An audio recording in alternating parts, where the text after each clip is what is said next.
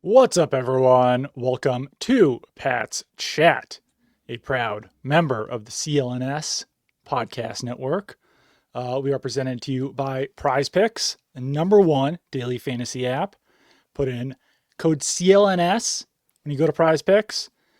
And yeah, Michael, how are you doing today? Good. I'm just doing my hair. Looking good. This is That's like always good. you ever listen to the Bill Burr podcast? Maybe. I used to listen way back when, and he's the Monday morning podcast. But then he added a Thursday afternoon just before Friday Monday morning podcast where he would just check. I'm just checking in on you was his saying. So I feel like that's what we're doing. We're just checking in on everyone on this short compressed week. Like we would feel weird not to do a preview podcast, It's but true. we just did a post game podcast. A mere 2 days ago. It's true. These weeks are nuts. And you know what, Doug? Oh, one more thing. So yeah, download the Prize Picks app today and use code CLNS to get $50 in lineups after you play your first $5 lineup. I didn't have my full script in front of me, so I was kind of winging it a little bit there. You crushed it. Thanks. What I was gonna say, Yeah. I never have the data handily ready. I go off the cuff. I feel as though Thursday night football has gotten back to like the dog crap that it was when it first started, when you got, Titans, Jags. Like I Yeah. feel like we've gotten Denver 10-7 over the Raiders last week. Crap. Baltimore, Miami the week before. Crap. Chargers beat the crap out of the Vikings. Cincinnati, Pittsburgh seemed like it. But I feel like as the season goes on, it's like, oh, these are tough to play. Yeah, 100%. And I would also say that I'm surprised. I'm on Twitter probably too much. Same. I'm surprised that there's not more comments of people being like, the football is bad in general this year. Maybe it's just because most of my For You or following whatever it is Patriots fans and they're all riding high on this season. Yeah. But like that Monday night game was rough. Right. And it was weird because it's Monday at 7:30, 8 o'clock. I'm like, oh, there's actually a good primetime game because the primetime games have been lacking lately. There have been some real crap. So I'm like, oh, sweet. This is actually going to be good football. And it was offensive. And I don't mean in the terms of moving the football. I mean the exact opposite of that. It was Yeah. brutal. Like all the way to the end where you have Nick Sirianni going for it on 4th down instead of punting from the 40. And then the decision making from Matt LaFleur at the end to kick, then run a play, then kick, and it was a clown show, Yeah. start to finish. So yeah, you're right. I would say it's a down year for the NFL, but there still will be a trophy handed out at the end of it and a banner that will hang in some stadium. So it all counts.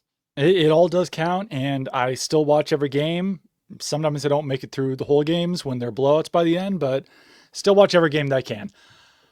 The vibes are high in Foxboro right now. I don't know how much you were following social media yesterday, but first thing Mike Vrabel said was he was talking about, the accountability, the leadership on the team.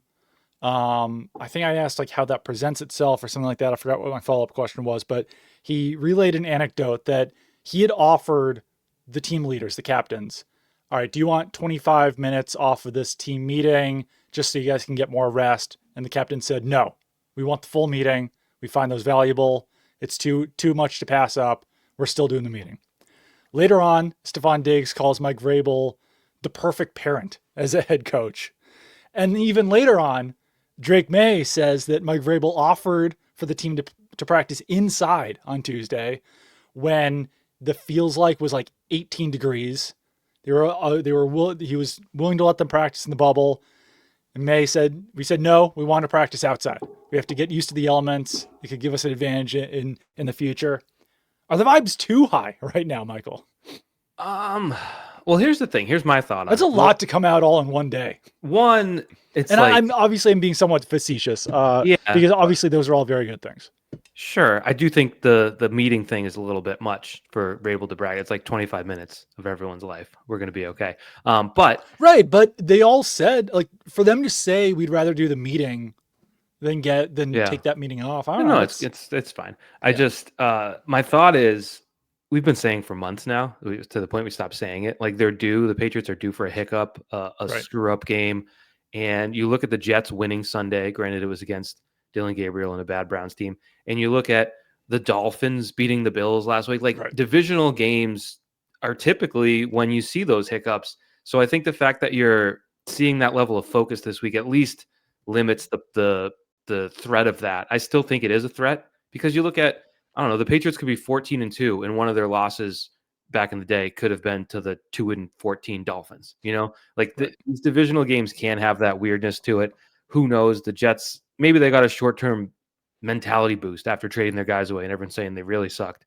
I'm just saying, to have this come out, it shows that they are at least not, when you say vibes are high, they're not like, we are the best, we won another game. They're being professionals, and I think that is a good sign to avoid the cough coming Thursday night.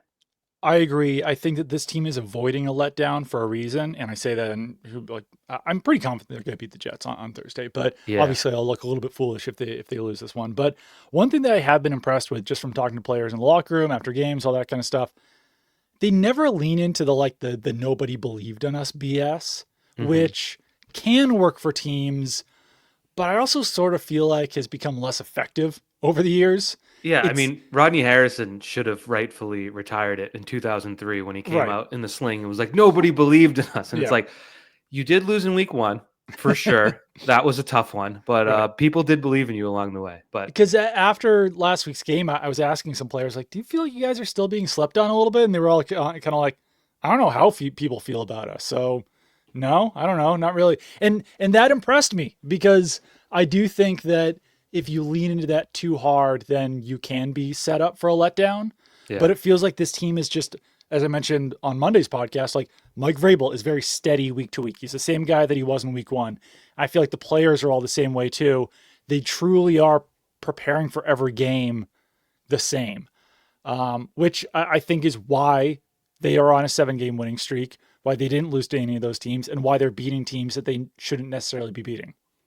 Yeah, that would probably work more than nobody believed in us if you had an AFC that was like Chiefs, Bills, Patriots, but instead it's Colts, it's Patriots, it's Broncos, it's Steelers, it's Chargers. So it's kind of wide open. So that probably would be less effective this year. But Vrabel also said that like he hasn't had to pull out the card of like yelling and screaming and throwing things, and with this team, and that's what all of this came up from, is that he was saying that because they are so professional, because they do have such strong leadership. So I guess Vrabel could pull out that card at some point still this season. He's kind of showing his hand though by saying that he could do that, but who knows? Maybe it comes out at some point.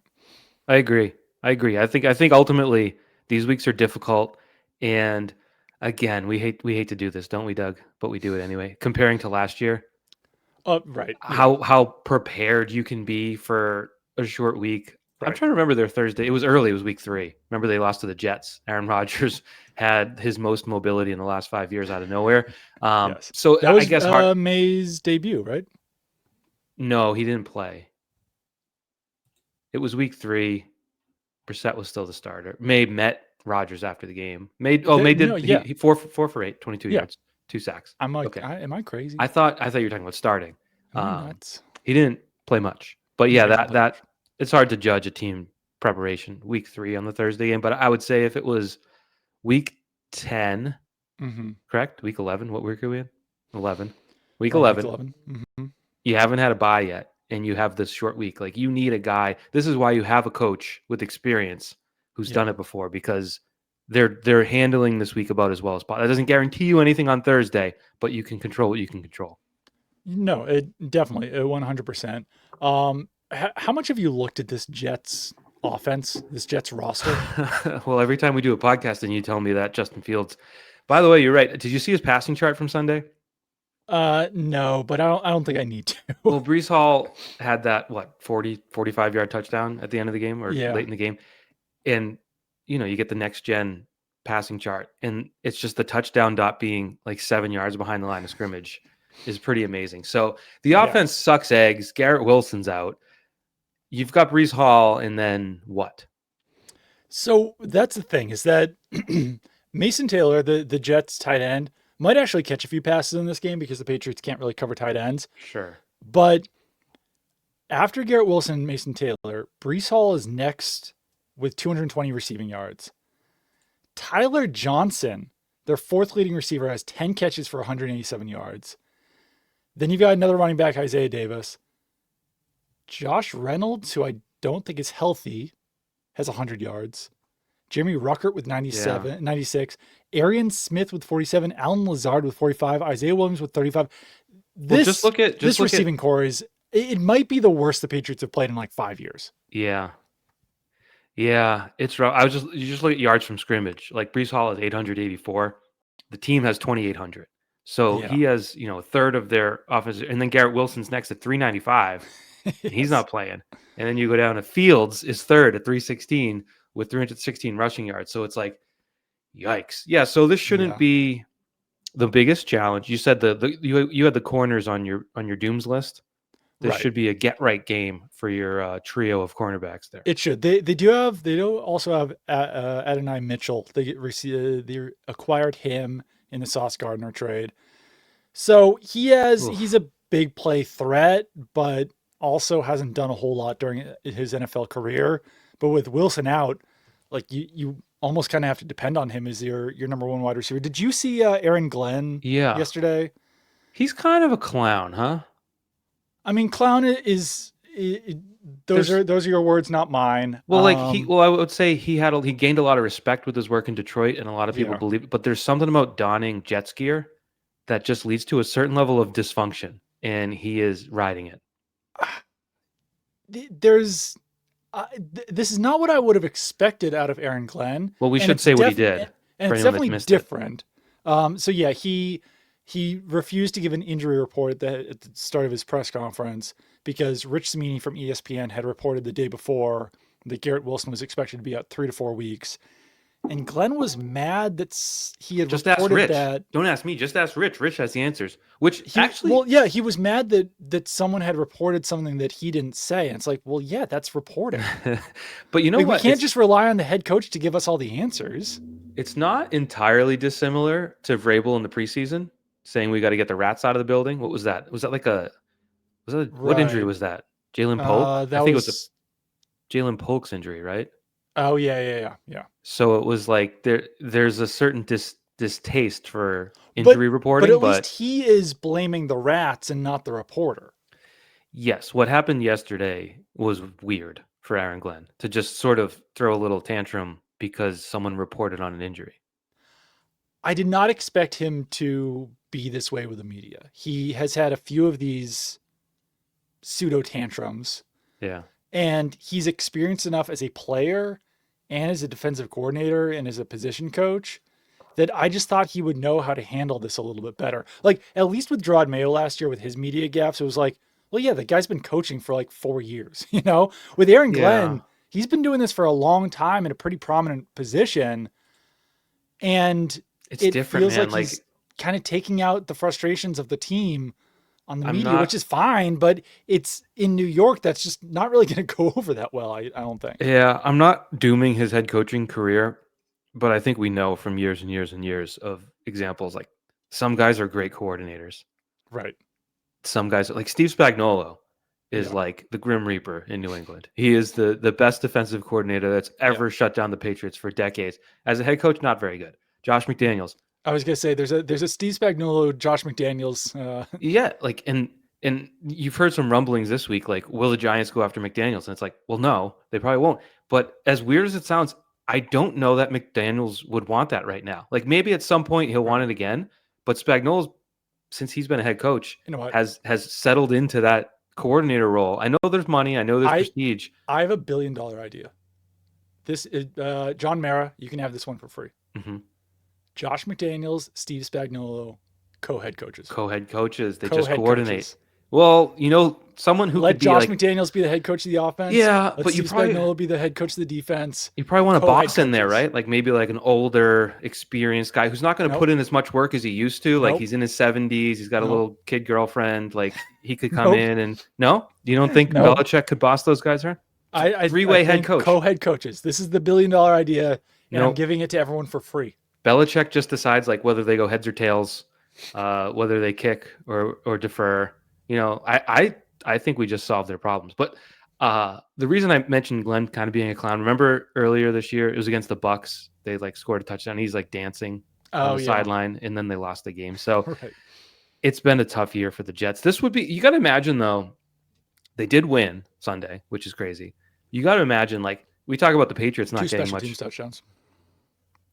It all counts. Yeah. We talk about the Patriots not getting much national TV airing. The Jets, likewise, not getting a ton of airing this year. And, this is going to be a big opportunity for them. Like, they are not going to show up and just roll over. And I think the Patriots are dealing with a number of challenges. Like, right now they have one tight end. They took a beating Sunday. Like, how many guys got hurt Sunday and came back but are damaged? So I don't think this is going to be a romp. I don't think it's going to be like a joke of a game. It could be, but I don't feel that. I just think it's too difficult given all the circumstances. It's difficult, but you remove Quinnen Williams, you remove Sauce Gardner, you remove Garrett Wilson, and yes, they did beat. Who'd they beat? They beat the Browns. Browns. I mean, it's the Browns. Will McDonald's back at practice, right? Because if he wasn't playing, then we'd have just the fact that we're down to Will McDonald being like, well, Will McDonald might play. He has 7 sacks. I know. So it's like he's behind him was Quincy Williams at 2.5. It's crazy. Yeah. So for the Patriots, we don't have all the answers yet. We won't until around 4:00. Just letting you guys know, we're recording this at Wednesday at 9 a.m. because there was really no other. We couldn't record this later with people still being able to listen. It's a terrible preview if you're within 24 hours of the football game. That's not right. That's called live radio, and we don't have that. We don't have the wattage. We don't. We do. We are currently live on Twitter though. So currently, Kayshon Boutte limited, Ramondre Stevenson limited. I'm just going to say it. I'm going to say it. This is a bold prediction. Christian Ellis limited, and Jack Gibbons limited. Boutte and Stevenson aren't playing. I'm just going to say it. You're saying? They're not going to play. That's a Hurley exclusive. They didn't play Sunday. You get the extra week. It would be a surprise if they could suddenly play 4 days later. Yeah. And not to be a dingus, you don't need them to beat the Jets. Right. That's the thing, is that I think the big question, and this sounds silly to say, but like Terrell Jennings is maybe a bigger question. He left the game with a knee injury. Mm-hmm. I believe he said it was a knee bruise. If he can't play, then you're down to Travion Henderson, Dearness Johnson, and either Jonathan Ward or Rushawn Baker. And the Patriots really haven't used that third running back unless, like last week, Terrell Jennings went out, but still Johnson only got 1 carry. So you're really looking at Travion Henderson and Dearness Johnson, which I think you could still beat the Jets with that. Do you know where they rank? You know where they rank in rushing defense? Where? 25th. Yeah. You should be able to move the ball decently. You don't have to you don't need Henderson to go for 150 and 2 again. But if you can get maybe more a balanced, like 20 carries, 90 yards, you'll probably be all right. It's funny because I would say this is a game where you just kind of come out and run the ball as much as possible and establish the run and just come out there and beat up the Jets defense. They've tried to have that identity before. It's worked to some degree, but like, I think your running backs are too beat up to do that. True. I think you almost have to pass the ball just to keep your currently healthy running backs healthy. Yeah. I just, I'm more concerned. Concerned is too strong, but if the Jets are going to make this a weird game, it would be running the ball against the Patriots defense, which we saw Sunday had some holes early. Yeah. Now, when we talk about the Patriots run defense, they've been among the best in the league. Yeah. But we just to eyeball test Sunday, there were some massive holes. There were some issues, and Breece Hall is the best player on the other team. So it's the number one. What's another word for concern? It's the number one, I don't know, area you have to be aware of. If I'm the Patriots, I genuinely put like 8 in the box for this game. Yeah, Justin Fields is not going to beat you. Dare Justin Fields to beat you because you can trust Carlton Davis and Christian Gonzalez and Marcus Jones and Jalen Hawkins and Craig Woodson to single these guys up in man coverage. Like there's not a massive concern here. Adonai Mitchell is a big play threat, but like Christian Gonzalez is so good that if you put him on, I don't know. I am absolutely daring Justin Fields to throw the ball in this one. So I just did a quick search, and it's hard to find this on the fly, but Justin Fields versus the blitz. Last year when he was with Pittsburgh, week 3 against the blitz, he was 8 for 9, 119 yards, touchdown, no turnover worthy plays. Of 2 years ago, when he was with the Bears still against the Lions blitz, he was 6 for 8, 122 yards, 1 touchdown, no picks, 156.3 passer rating. So maybe you don't have to blitz him. Well, yeah, I'm not saying blitz him. I'm just saying load the box up. Got it. Yeah. Got it. Yeah. Yeah. I'm saying load the box.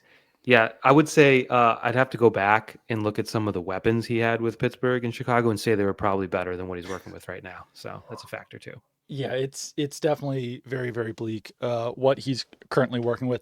Tight end, Austin Hooper dealing with a concussion. No way he comes back to this point. So you're looking at either CJ Dupree or Thomas Odukoye coming off the practice squad.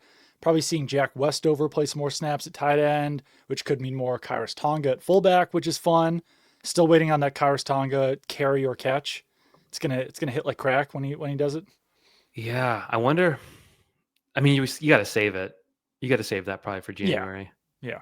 But I didn't see it. You mentioned it Sunday on our or Monday on our podcast. The bowling ball effect that he had on the. I knew he was the lead blocker, but I didn't Right. quite see the follow through where he just rolled through 3 people's legs and knocked them all down. Like that's a great thing. That it's illegal if you do it on purpose, but Yeah. it's great when it works out that way for you. That was the 69-yarder. It was the last one. Yeah. Yeah. Sherian Henderson like kind of made contact with him and a defender, and everyone fell down. It was very comical. One thing I'm looking for is how many times you can sack Justin Fields because he is susceptible to the sack. I know Drake may get sacked a lot, but not quite Right. like Justin Fields. Yeah. He got sacked 9 times against Denver. So I think 9 times. exactly 5 times against Dallas. I think you want to get him at least. I think you want at least 4 sacks this week. Is that asking too much? I don't think it is, but the Jets tackles are pretty good. They've got Olu Fashanu and Armand Membu at tackle. Membu obviously first round pick, just like Will Campbell. Yeah. Very well. Why didn't he play left tackle at Missouri? Huh? Yeah, that's right. Marcus Pat's Bryant. This Pat's should be a Marcus Bryant. They should just start Marcus Bryant this game. Rub it in Armand Membu's face. Those guys could use a rest. I'm sure Morgan Moses could use a rest, but he's a right tackle. So sorry. Well, Marcus Bryant could play that too. But yeah, I don't think there's many levels of concern for this game. Curious to see who the guy who goes off this week is at wide receiver. Stephon Diggs has joked all year that he's missed Cleo. So I asked him, all right, who's going to go off this week? And he was kind of hemming and hawing. And I was like, is this a Steph game? And he said, I hope so. And then he kind of like winked and ended the media availability. So think about it. He could be a big Stephon Diggs game. Oh, speaking of which. Well, real quick though, the other national TV game was the Bills game, and Steph Diggs went crazy on that. So I would say he's your good bet. I think he's the odds-on favorite. Yeah. So we love to talk about prize picks on this podcast, and I did already create a prize picks lineup just in anticipation for this podcast. Hit me. Let me know how you feel about these. Drake May more than 1.5 passing touchdowns. Oh yeah, not even a question. Stephon Diggs more than 3.5 receptions. Oh yeah. That's an easy one. This is easy. Here we go. Breece Hall. I didn't want to go yards this week because who knows what happens yards wise. The Patriots run defense has been amazing, but it's Breece Hall. They're going to run the crap out of the ball. Breece Hall more than 13.5 rushing attempts. Yeah. Like they can't, there's nothing else they can do, right? Right. I mean, Justin Fields has had games where he's like 6 for 11. Right. I don't know how else you can operate for 60 minutes unless you give that man the ball a lot. I think the only issue here is if the Patriots get out to like a 40-0 lead or something, and then they just have to pass. They still might not, though. They still might just rely on Breece Hall to rip off 90-yard carries. Yeah, I'm not worried about that. I think you've built the perfect prize picks lineup. I think I have too. So you can also do that on Prize Picks by downloading the Prize Picks app. Use the code CLNS to get $50 in lineups after you play your first $5 lineup. That's code CLNS to get $50 in lineups after you play your first $5 lineup. Prize Picks. It's good to be right. Yeah. Do you have anything more to say about this game? What's been going on this week? Injuries? I have Mike Vrabel? Yeah, I got a strong one for you. Sure. You know the meme where it's the Norman Rockwell painting? I assume it's a Norman Rockwell painting. The guy standing up in the town meeting, bravely speaking his voice. Sometimes teams introduce new jerseys and designs and looks, and I don't feel anything about them. And that's how I feel about these Nor'easter Patriots. Everyone's, going crazy one way or the other. I just, maybe I'm getting old. I'm just like, yep, there they are. The Celtics wore gold jerseys last night. I'm like, yep, there they are. I don't know. There's been so many jerseys in sports that I think I'm numb to any change and differences. I think we've already established that we would rather see these, Yeah, those would be cool. the old Bledsoe Blues. But I think the helmets look good at practice. They're the matte white helmets. Curious to see what the jerseys and the helmets and the whole combination looks like on the field. I'm slightly optimistic. I'm just going to continue to pound this table. Pound, pound, pound. Patriots at some point need navy blue jersey with white helmet. We need to see it at some point. It looks great in practice. I think You it'll look cool convinced in the me. game. You convinced me earlier this year, so I'm in. So hoping to see that maybe next year at some point, because Yeah. I don't think they're allowed to. Although, didn't the Packers do that this year where they were going to be playing the Steelers or something? They Or wore who those were they goofy playing? Lego. Yeah, they did play the Steelers. It was confusing. It And was Rodgers against the Packers with the Steelers wearing what looks sort of like the Packers' weird bumblebee throwbacks or whatever. right, but yeah, like the Packers were allowed to wear white helmets just so it wasn't confusing. I think Maybe just so it wasn't too much yellow. That happened at some point this season. that was I just the think it'd be dumbest. cool if the Patriots at some point were just like, you know what, we're wearing white helmets. I spent a lot of time in the 2010s covering the concussion crisis in the NFL.